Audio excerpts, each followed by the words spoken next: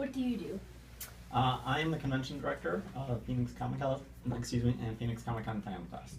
So that's my title. As far as what do I do on like a day-to-day basis, I help provide some direction to the overall convention. I assist Brandy with which guests might be coming out to the convention. I assist Lee, whose office we're in, with exhibitors that might want to be coming out. And I assist Joe with different sorts of programming events that we might want to run, the costume contests and events and activities. And then I also help marketing come up with ideas on how best to let people know about the convention. I've been doing this since 2002, and what I've done over the years has changed as the convention's gotten bigger. So there's stuff that I used to do way back in the day that there's now other people who are able to assist with those tasks. So way back in the day, I used to actually have to book like flights for our guests. You know, I would pick out flights. Okay, you want to fly from Cleveland? Here's some different options. Which one do you want to make? And then I'd actually book it. And we've gotten to the point where we book so many flights that we actually work with the travel agency. So it makes it a little bit easier. I loved the bounce houses and the other stuff. Okay. Will you be bringing them back? To FanFest? Yes, we will. So like the big inflatable slides that we had, yes, we're going to bring them back. I take it that you went on them? Yes. Okay. I only went on the big slide.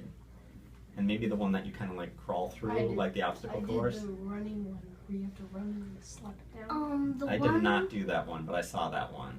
That looked the fun. one where is it where? Well, it's where you're climbing. That was hard. The climbing one. Which one was that? I'm pretty sure you either hang on. Okay. And you climb up, or Yes, you're on a rope. I kind of remember that one. Yeah. Yep. So, and that's one of the benefits of like FanFest over Comicon. We can't really do those inflatables during Phoenix Comicon that we can do at FanFest, and the main reason is the temperature is cooler in December. If we and also because probably of the outside room. Yeah. So if we did that, you know, at Comicon and we did it outside, you know, the plastic rubber would be really hot after being outside for a couple of days in 100 degrees. And it Or might burn. You would get burned. Yeah. So we can do it though in winter when it's cooler. So I take it you both have been to FanFest. Yes. And have you been to Comicon? Yes. What reason should kids come to FanFest? Well, I think it kind of depends on what their interests are. So obviously just talking to you two, you had fun with the inflatable rides that we had outside of it. You also are obviously interested in comic books and science fiction and probably even some of the superhero movies. So we have actors and creators from those movies. So, you know, your experience at Comicon is a very similar experience that people can have at FanFest, where they can meet some of those actors and have those experiences where you're able to ask questions of them and, you know, possibly take a photo with them and just have that experience. You know, it's also a great chance to, you know, go Christmas shopping for possibly your parents. I don't know if your parents are anything like mine, that they're a little bit tough to shop for. So FanFest gives you some great opportunities to get a little stocking stuffer for them. They aren't really, because we're focused on Star Wars and Marvel. Okay. Will you be bringing video games in?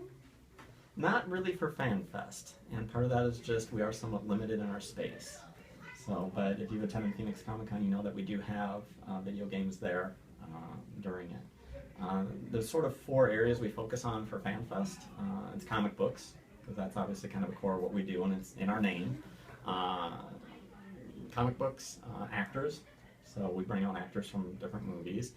Costuming, since that's obviously a big part, and I've got a feeling with the Star Wars movie coming out, Episode 7, we're going to see a lot more Star Wars costumes. And then kids, because it gives families a chance, you know, between Thanksgiving and Christmas to do something that's somewhat affordable, you know, for the day or for the weekend. Now I'm looking at your shirts, and it's a stormtrooper, but it says Rebels.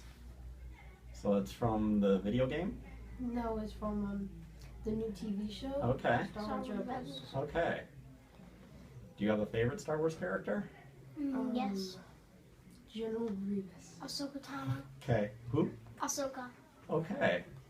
Well, you're definitely siding with the Empire. Yeah, but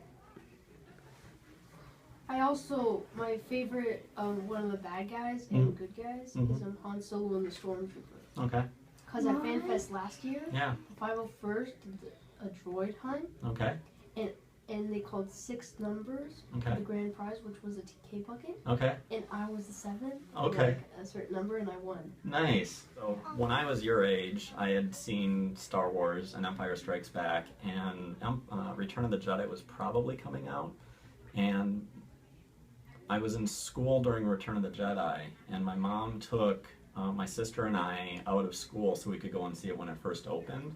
And no different with like Episode 7, which is going to be a really big deal. Return of the Jedi was a really big deal back when I was your age. And my mom was very honest on why she was taking me and my sister out of class early. Wrote a note to the principal, I'm taking my kids out early so we can go and see the new Star Wars movie. And I have a pretty cool mom because she signed it, "May the Force be with you." Wow. And I think I was one of the first kids in my class to see Return of the Jedi, and everybody wanted to know like what took place. So, are you planning on seeing Episode 7 when it first opens? The day before it comes out. Actually, the day after. No, the day before, because it comes out on the 18th, and it's coming, and we're gonna watch it on the 17th.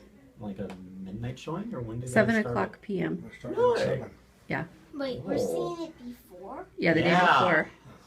The And day then we're before. trooping on the 18th and 19th. Okay. Because I'm with the 501st Legion. Nice. I'm a Jawa. Okay. So we wanted to see it before we trooped because we didn't want any spoilers. Star Wars Weekends was canceled by Walt Disney World, Okay. and that is usually in May and June, Okay. which is when Comicon is. Okay.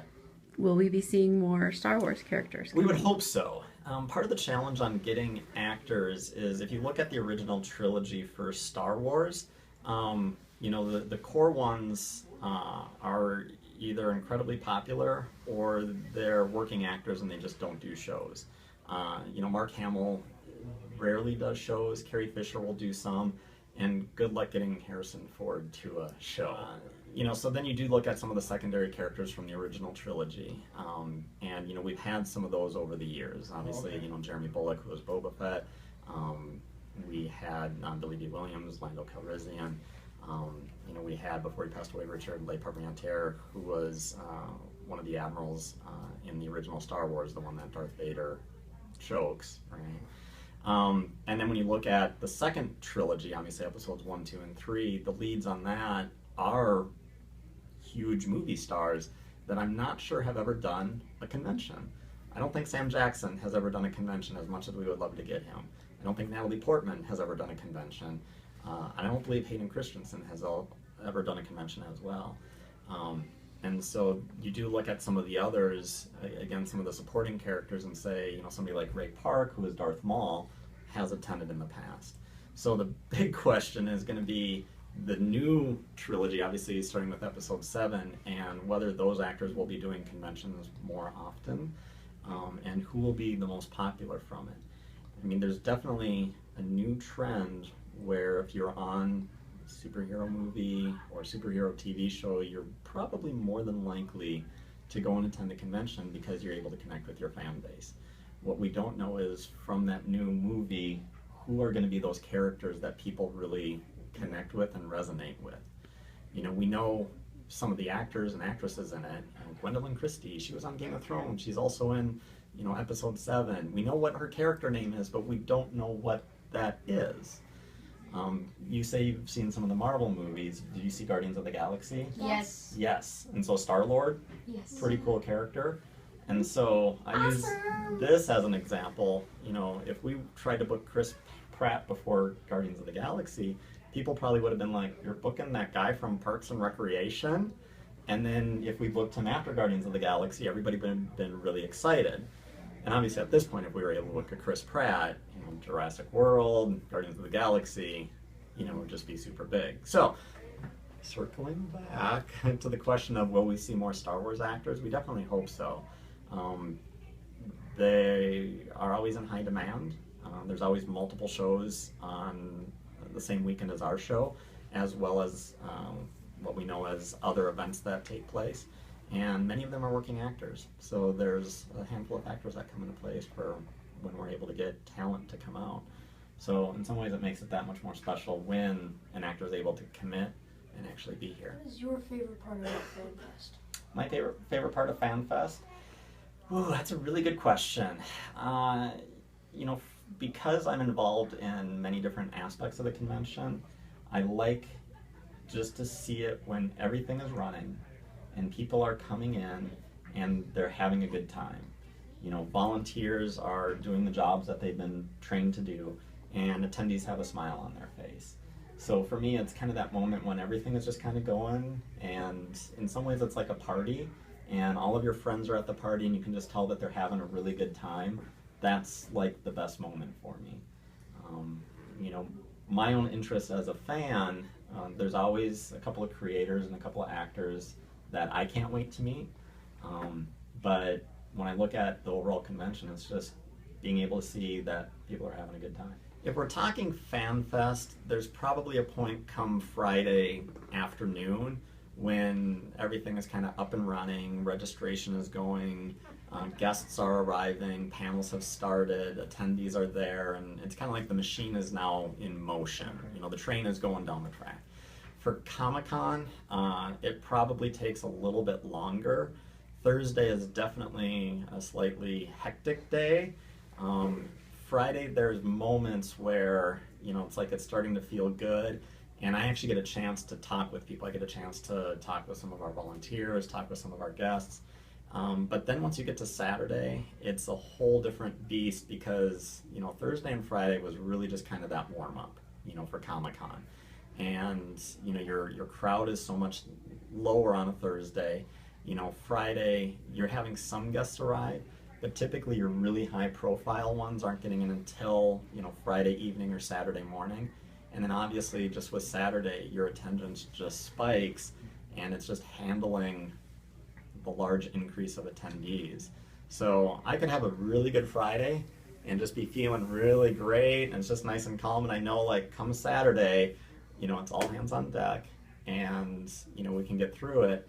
And then the hope is, you know, you come about Saturday, maybe about 12:30, 1 o'clock, you're through the morning rush, you're through that first afternoon rush, and that's when it's like, all right, I think we're gonna get through this. What about costume contest? Is that going to be here? Mm-hmm. Yes.